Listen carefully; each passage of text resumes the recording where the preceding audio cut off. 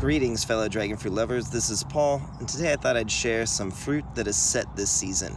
Now, this is Yala number 1, or Yala, and it came from Paul Thompson, and definitely has Ocamponus traits. I'm really excited to try this red-fleshed fruit.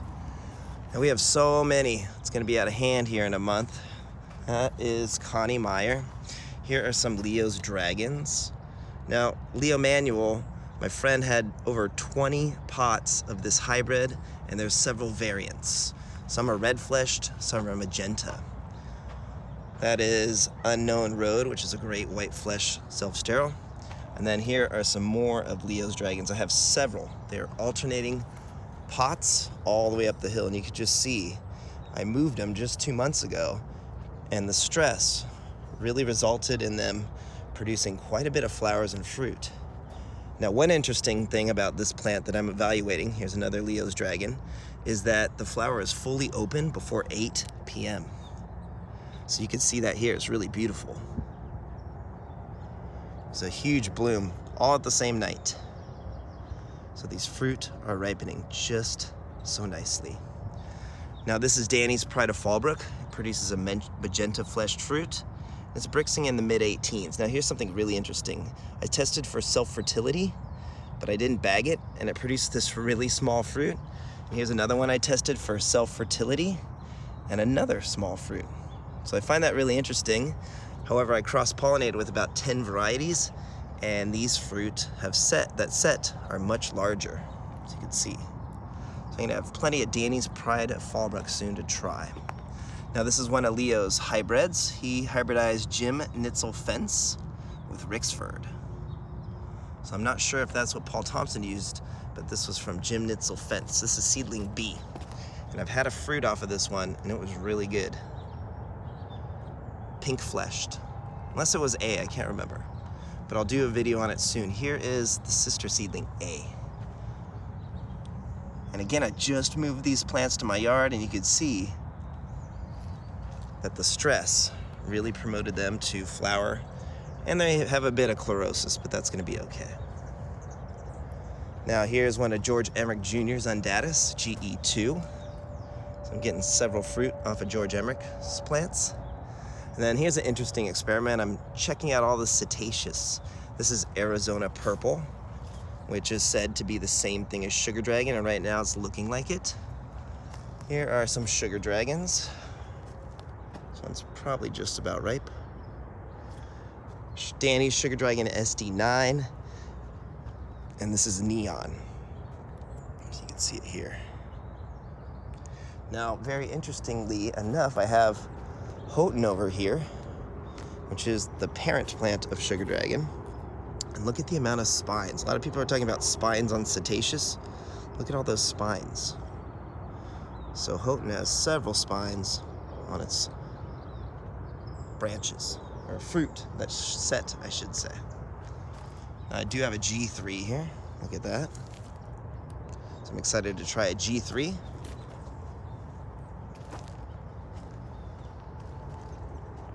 Some more Neon. And this one is the 3S Red, which could be actually 2S, thanks to Gray Martin's support and background on some of these older varieties. I'm still looking for Punch and 4S, which could very well be the same thing. So I'm gonna keep looking for that. Now, here's an interesting one that's ripe. This is Santa Barbara Red, but there were two from William Chow. And this one is called Santa Barbara Red NSY. I thought it was not self-fertile, but I triple checked, and that's what Leo labeled it, NSY. So I'll compare this to the, what's that called? Santa Barbara Red. I will compare that because I have both. So I want to see if they're the same or different. Now, there is I believe that's Princess of the Night offhand. Bunch of Assunta fruit, Assunta 1. And there's a lot more. Let's see what else. Oh, Kwang Ong Self-Fertile is here. And I ate one last night. It was really good. And I'm still on the fence, literally, to see if this is American Beauty. So with all these fruit, I'll do a nice review on Kwang Ong self-fertile soon. Here is 9S, which was a delicious fruit. I had one last night. 9S, Paul Thompson's 9S, which they say is the same thing as Dark Star. It tasted as delicious as the Dark Star that I have. Now here is one of Leo's hybrids. You can see he used Solanacereus megalanthus and crossed it with Hylocereus costarricensis, and he had around 20 pots. And you can see the subtle differences. Look at this one. This is pot B.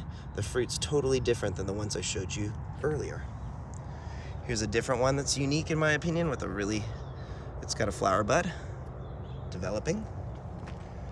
Then this one is definitely different. It's really spiny. And I'm evaluating all of these, and then this one is my favorite. Look at this beautiful plant. So this is another seedling sister. I'm calling this pot. I don't know offhand. I'm not going to bend down right now. You can see its unique flower buds right there. Look at those. Super cool. And then here's another one. Oh, that was E. This one's F.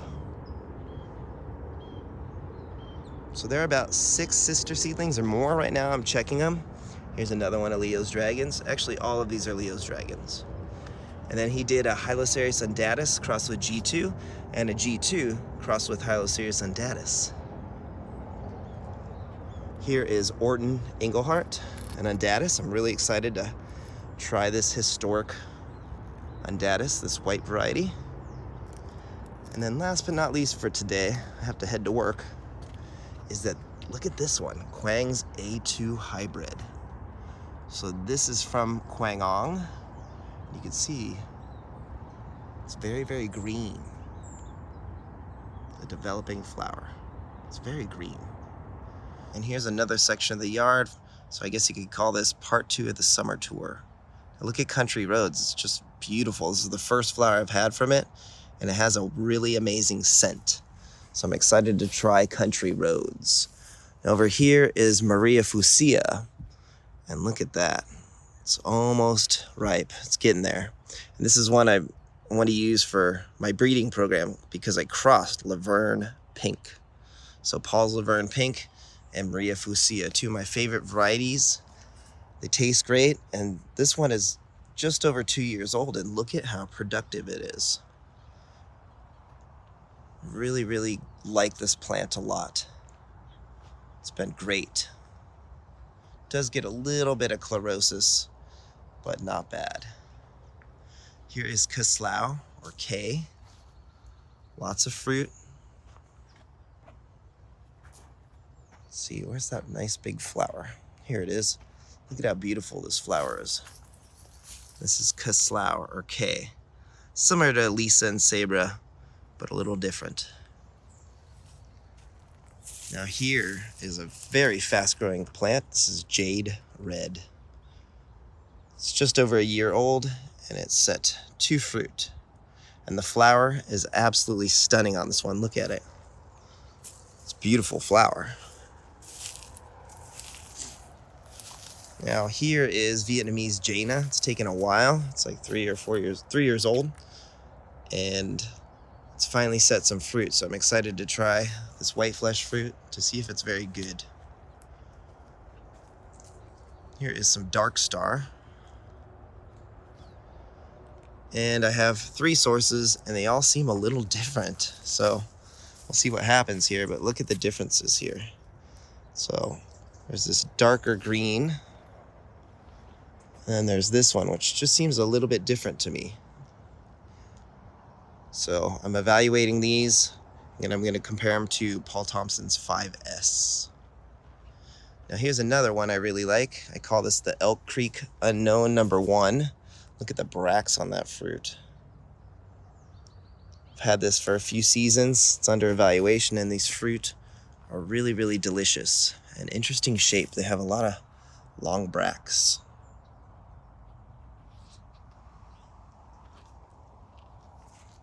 So I like this one a lot. It's delicious, and it's an unknown. Now this one I like too. I had 2 fruit off of it, and it's a really old Guatemalan variety. It's a no ID. and it's very old. It's from a part of San Diego called Encinitas, and the plant's been there since the late 80s. So you can see the fruit. But it's very similar to typical Guatemalan. Now one of these, I did a cross. Is it this one? And I have an Asunta 2. So I'm going to use this one. I'm going to grow the seeds out because I cross-pollinated it with Asunta 2, which should be a really delicious fruit. And the seedlings should be really awesome too, hopefully. See what they do as I grow them out. Now what else do we have here? Here is Soul Kitchen White. You can see how productive this plant is. But it's a white flesh fruit, and it's not the best tasting.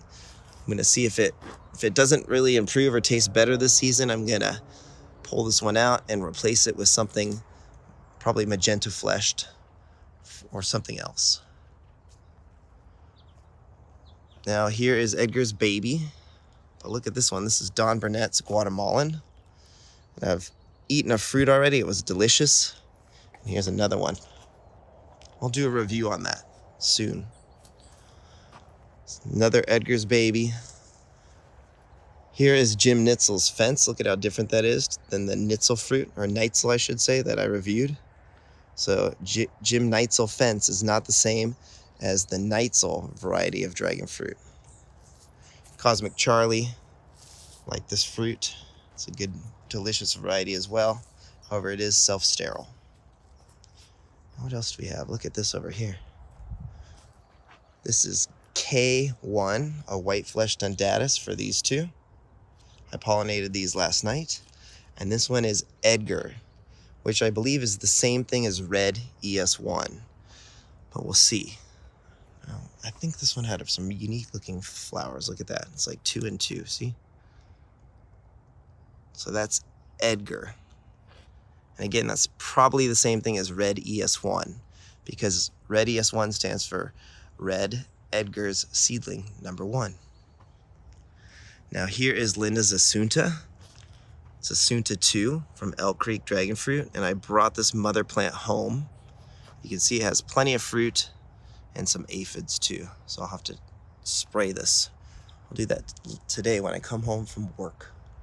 But it has quite a few fruit, and I'm really excited to try them because I've only had one. It was slightly overripe, but it was very, very sweet and really delicious. Now here is my black dragon. Typical, likes to do 4-sided growth, as you can see, and it topped the trellis. But I don't think I'm going to get a fruit on it this season. But I expect to get one next season. So you can see just how interesting these branches are. Now this is not the same thing as Black Africanus. This is Solanacereus coniflorus crossed with Hylocereus ocamponus. So a very unique plant. Now look at this. This one has been really productive this season. And this is Nicaraguan red. So lots of fruit. I'm gonna have a lot of fruit to eat here soon, huh? Look at that. And even though it's a Nicaraguan red, it's very similar to a Guatemalan. You can see the single spine. It's kind of a telltale sign. And the ribs.